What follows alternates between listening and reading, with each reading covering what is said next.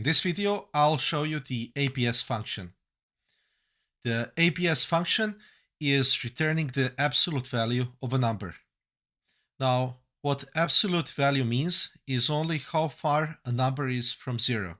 In practice, absolute value means to remove any negative sign in front of a number.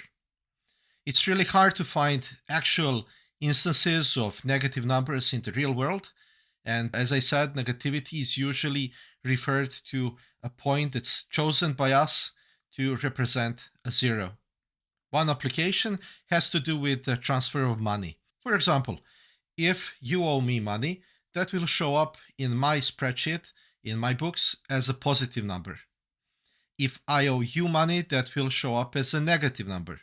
No matter who owes who, when this debt is paid, it is a positive amount that is moved between accounts. Let's look at the syntax.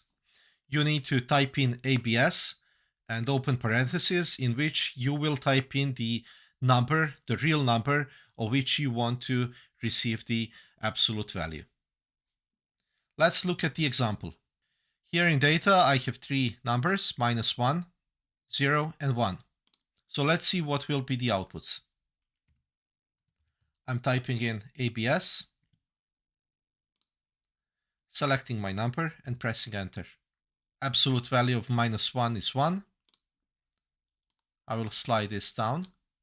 Absolute value of 0 is 0. And absolute value of 1 is 1. So there you have it, one easy function to use. I hope you will use it, and I'll see you in the next one.